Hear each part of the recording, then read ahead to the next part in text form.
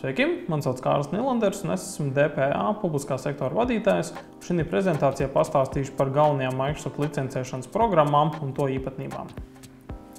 Tātad vēlreiz par galvenajiem licenču tipiem. Principā tās iedalās kā OEM licencē, jeb šī. Lielākoties iegādātas kopā ar darbstaciju, ar datoru. Tad ir kā retail, jeb full package produktu licences, kas tiek iegādātas atsevišķi, kastīšu veidā. Tā ir šī. Tad ir lielapjoma licences, kuras parasti tiek iegādātas uzņēmumiem, nosedzot visu uzņēmumu vai konkrēta produkta nepieciešamības visā uzņēmuma saimniecībā.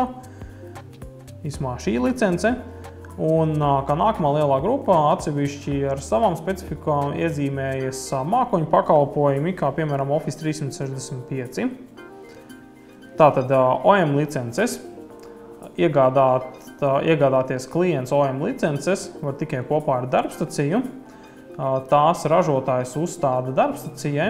Un specifika OEM licencēm ir tāda, ka tās nav atļauts pārnest uz citu darbstaciju, jeb licence dzīvo un mirst līdz ar konkrēto darbstaciju.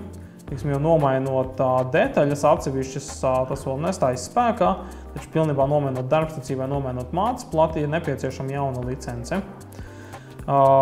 Kas ir svarīgi OEM licencēm? Attiecīgi, lai no licencēšanas viedokļa viss būtu kārtībā uzņēmumā vai iestādei, ir nepieciešams saglabāt obligāti iegādi apliecinošu dokumentu un arī pašu uz datortehnikas uzlīmēto Certificate of Authenticity uzlīmi, kas apstiprina OEM licences autentiskumu.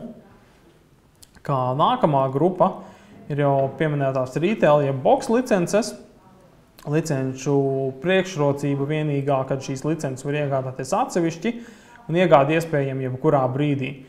Vairāk tas IT administratoriem asociējās ar licences nepieciešamības gadījumā, aiziešana reāli uz veikalu, no plaukta paņemt X kastes, kas ir nepieciešamas ar šīm licencēm, viņas var uzreiz iegādāties un sākt lietot. Protams, salīdzinot ar pārējām licencēm, retail licences ir dārgākas, to gan uzstādīšana, gan pārvaldība ir neparocīgāka un sarežģītāka un bieži vien var paņemt daudz vairāk laiku, nekā varbūt laiku ietaupa to momentālās iegādes iespējas. Tiecīgi līdzīgi kā OEM licencēm, lai audita vai kādas cits pārbaudas gadījumā ar licencēšanu viss būtu kārtībā, nepieciešams saglabāt gan oriģinālo iepakojumu, gan iegādes dokumentus, gan jebko citu, kas kopā ar šo licenci nāca komplektācijā. Tātad lielapjoma licences. Ja OEM licences vai retail licences ir iespējams iegādāties sākot ar vienu licenci, tad jebkura lielapjoma licencei pie iegādes brīža, lai atvērtu autorizāciju, ja klientam tāda iepriekš jau nav bijusi un šis klients jau iepriekš nav pircis Open licences, tad klientam ir nepieciešams iegādāties vismaz 5 licences.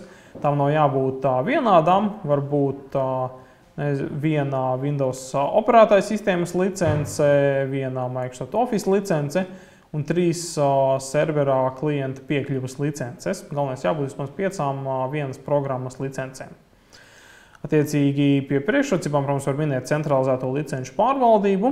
Visas licences ir pieejamas elektroniskā portālā, ir pieejamas lejupielādes un instalācijas, tāpat arī autorizācijas atslēgas, lai administrators varētu ļoti vienkārši vai nu katru datoru atsevišķi instalējot, vai arī centralizēti izvietojot programmatūras datoriem, ietaupīt laiku, instalējot un iegūstot visu nepieciešamos sev failus. Iespējami ir dažādi iegādes veidi.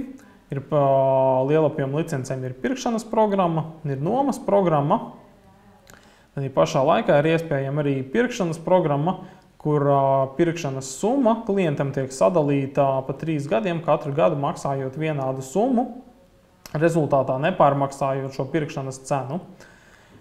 Ja abos pirkšanas variantos klients pēc vai nu pirmreizējās nopirkšanas vai arī pēc 3 maksājuma veikšanas licenci iegūst savā īpašumā, Tad nomas programmas gadījumā klients licenci savā īpašumā lieto, kamēr aktīvs ir nomas līgums un kamēr katru gadu tiek maksāta nomas maksa par produktu. Kā lielapjoma licenču viena no arī lielākajām priekšrocībām ir iespēja iegūt visas jaunās versijas gadījumā, teiksim, šeit tiek ņemts arī software assurance, kā arī pie jebkādiem nosacījumiem lietot visas vecās programmatūras versijas, ja tas ir nepieciešams sadarbībai ar kādām vecākām vai īpatnēji izstrādātām sistēmām. Tāpat arī lielapjoma licencēm ir cita papildinātā funkcionalitāte, kā virtualizācijas iespējas, centralizētās izvietošanas iespējas, iespēja tās pārvietot starp darbstacijām vai serveriem, kā arī daudz citas iespējas, par kurām sīkāk varētu jautāt mums. Tāpat arī kā viena liela grupa, kas paliek aizvien aktuālāka gan klientiem, gan dažādu veidu ražotājiem, ir mākoņu tehnoloģijas, kas paredz attiecīgi tikai licenču nomu, maksājot pa gadiem vai pa mēnešiem, pielāgojoties klientam. Šīs licences ir elastīgas gan skaita, gan lietošanas ziņā. Klients samazinoties vai palielinoties darbinieku skaitam var mainīt sev ikgadējo vai ikmēneša vai ikceturkšņu šo licenču skaitu, izjot no tā, kādā tieši programmā viņš šīs mākoņu tehnoloģiju licences iegādājas. Mākoņu tehnoloģijas ļoti labi atbalsta darbu no jebkuras vietas, ne tikai elastīgu skaitu licencēm, bet arī elastīgu darba veidu. Tas ļauj pieslēgties šai pašai programmatūrai no jebkuras vietas, no jebkuras iekārtas, taču, lai strādātu ar to pašu Microsoft Office, nav obligāti nepieciešams internets. Tas nav tā, ka tās ir mākoņu tehnoloģijas, un, lai strādātu, obligāti nepieciešams internets. Kā jau teicu, pilnībā vai daļēji paļaujas uz mākoņu skaitļošanu. Tā, šīs ir lielākās Microsoft licencēšanas programmas. Ir vēl ir dažādas citas, kā Service Provider License Agreement vai ASV Royalty. Ja jums ir ļoti specifiskā interese pēc kādas konkrētas licencēšanas programmas, kas šeit netika nosaukta, vai nosauktās īpašības neapmierina jūsu licencēšanas nepieciešamību, jūs varat droši sazināties ar DPA pa mūsu norādītiem kontaktiem.